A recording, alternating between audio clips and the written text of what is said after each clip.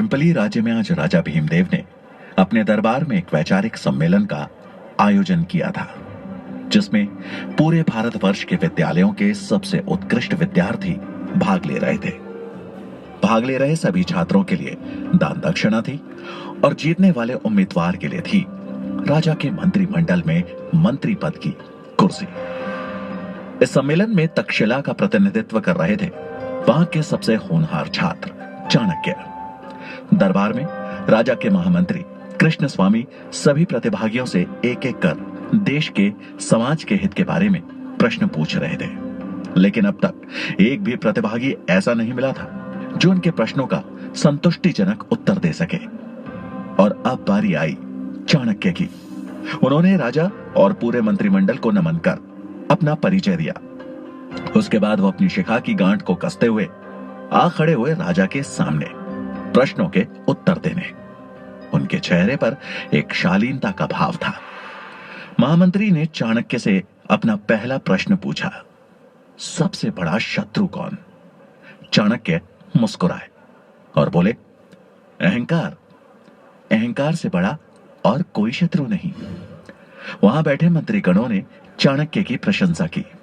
कृष्ण स्वामी ने अगला प्रश्न पूछा, सबसे बड़ा धन क्या है? चाणक्य बोले, विद्या। विद्या ही सबसे बड़ा और अनमोल धन है। उत्तर सुन प्रतिभागियों ने तालियां बजानी शुरू कर दी, लेकिन राजा भीमदेव ने उस उत्तर में कोई रुचि नहीं दिखाई। उनके लिए एक राजा के राजकोष का धन ही सबसे बड़ा धन था। प्रश्नों की श्रृंखला को आगे बढ़ाते हुए महामंत्री ने तीसरा प्रश्न पूछा, सबसे बड़ा वीर कौन? चाणक्य का उत्तर था, दानवीर।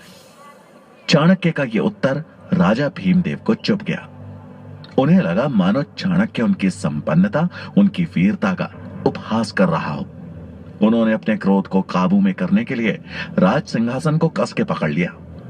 चाणक्य राजा की भावनाएं भांप गए, लेकिन बगैर किसी चिंता के भाव को उजागर किए खड़े रहे। वहां बैठे प्रतिभागी और मंत्रिमंडल ने जब राजा को देखा तो वो सहम गए। महामंत्री अगला प्रश्न पूछने ही वाले थे कि राजा भीमदेव ने अपने हाथ के इशारे से उन्हें रोक दिया। राजा के चेहरे पर गुस्सा साफ झलक रहा था। उन्होंने भारी आवाज में कहा, इस ब्राह्मण छात्र से अगला प्रश्न हम पूछेंगे। सभा में सन्नाटा छा गया।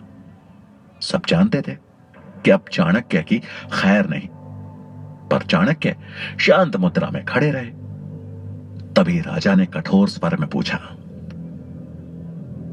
शास्त्र बड़े या राजा? चाणक्य ने विनम्रता के साथ कहा, महाराज की जय हो। शास्त्र ही साम्राज्य की नींव रखते हैं और साम्राज्य राजा की, इसलिए सबसे पहले शास्त्र। यह सुन राजा भीमदेव से रहा नहीं गया और वो अपनी राजगद्दी से उठ भरे दरबार में चिल्लाते हुए बोले, शास्त्र नहीं, एक राजा सबसे बड़ा होता है, मूर्ख। क्या सिखा रहा है तुम्हें तक्षशिला? इतना भी नहीं पता कि अगर राजा नहीं होता तो प्रजा नहीं होती, और बिना प्रजा के तुम्हारे इन शास्त्रों का कोई मोल नहीं है। राजा जितने क्रोध में थे, चाणक्य ने उतने ही शांत स्वर में कहा, क्षमा कीजिएगा महाराज, लेकिन आप सिर्फ जनता के हैं।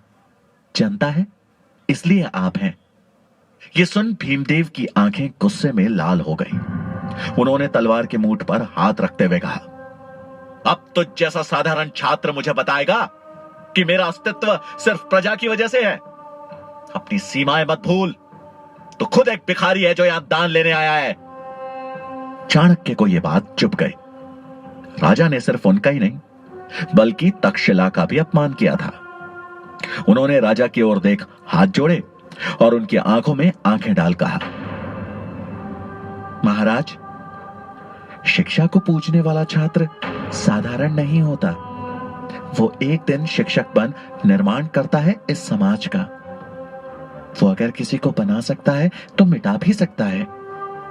और रही बात दान की, तो मैं तक्षशिला से यहां दान लेने नहीं आया था महाराज। मुझे लगा यहां ज्ञान की पूजा होती है, पर मैं गलत था।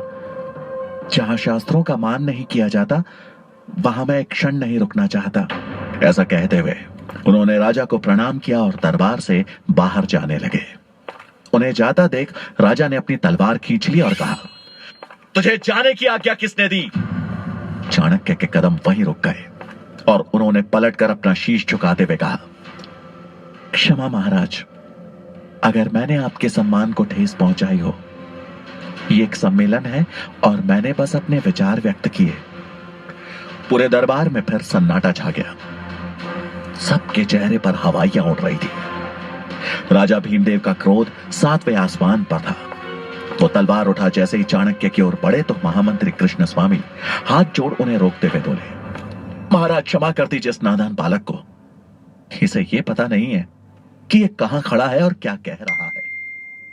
आप दयावान हैं, ब्राह्मणों का आदर करना जानते हैं। आप क्यों एक ब्रह्म हत्या का पाप अपने सर पर ले रहे हैं? इसे क्षमा दान दीजिए महाराज। चाणक्य ने भी राजा और वहां उपस्थित सभी लोगों को नमन किया और राज दरबार छोड़ जाने लगे। उन्होंने जैसे ही मुख्य द्वार की ओर अपने कदम बढ़ाए, महामंत्री ने पीछे से व्यंग करते हुए कहा, एक बात और गांठ बांध लो। अगर यही आचरण रहा तो जिस शिखा का दंभ भर रहे हो, एक दिन ना तो वो रहेगी और ना ही उस शिखा को धारण करने वाला शीश। चाणक्य ने इस अपमान का घूंट स्वाभिमान के साथ पिया और लौट आए तक्षशिला। इस बात को कुछ साल बीत गए। भीमदेव के दरबार से निकाला गया तक्षशिला का यह छात्र आज उसी शिक्षा के मंदिर में आचार्य चाणक्य के नाम से प्रसिद्ध था। आज चाणक्य अपने शिष्यों को राजनीति के बारे में पढ़ा रहे थे कि तभी एक विद्यार्थी ने साहस जुटाते हुए उनसे पूछा, आचार्य, आपको उस दिन राजा भीमदेव से डर नहीं लगा? उनके हाथ में तलवार, दरबार में सैनिक थे, लेकिन आप तो निहत्थे थे। चाणक्य मुस्कुराए और बोले, निहत्था कहां था ना मेरे पास मेरा सबसे बड़ा शस्त्र। ये सुन वहां बैठे शिष्य एक दूसरे का मुंह ताकने लगे। चाणक्य ने उनकी विडंबना भांप ली। बोले, बुद्धि, यही मेरा शस्त्र था और है। एक बुद्धिमान व्यक्ति अपनी बुद्धि, चातुर्य और विवेक से किसी भी युद्ध में विजयी हो सकता है, फिर चाहे परिस्थिति कितनी भी बुरी क्यों ना हो। यह सुन छात्रों को यकीन हो गया कि उनके आचार्य कोई साधारण आचार्य नहीं है। चाणक्य अगला पाठ शुरू करते कि तभी उन्हें तुरंत पुस्तकालय में पहुंचने का संदेश मिला। पुस्तकालय पहुंच चाणक्य को वहां आए एक संदेशवाहक से पता चला कि गांधार के राजा आंबी ने बिना लड़े ही मैसेडोनिया के सम्राट सिकंदर के सामने आत्मसमर्पण कर दिया है और अब सिकंदर की नजर संपूर्ण भारत पर है। खबर सुन चाणक्य चकित रह गए और कुछ सोचते हुए वहां उपस्थित आचार्यों से बोले, इसका मतलब तो यह हुआ कि सिकंदर कभी भी भारत पहुंच सकता है। हमें भारत को बचाना होगा और यह तभी संभव है जब भारत अखंड बने। मुझे शीघ्र यह बात मगध के महाराज धनानंद तक पहुंचानी होगी। चाणक्य की बात सुनकर आचार्य मेघनाथ हंसते हुए बोले, आप जानते हैं ना धनानंद कैसा राजा है और भला वो आपकी बात क्यों मानेगा? यह सुनकर चाणक्य ने जवाब दिया, मैं खुद जाऊंगा मगध और अखंड भारत का प्रस्ताव उनके सामने रखूंगा। मुझे विश्वास है कि वो भी भारत को विदेशी आक्रमणों से बचाना चाहेंगे। मेघनाथ बोले, धनानंद सुनेगा और वो भी आपका प्रस्ताव? भीमदेव के दरबार से बचकर निकल आए, अपने को भाग्यशाली समझिए। धनानंद के दरबार गए तो मान और जान दोनों से हाथ धोना पड़ेगा।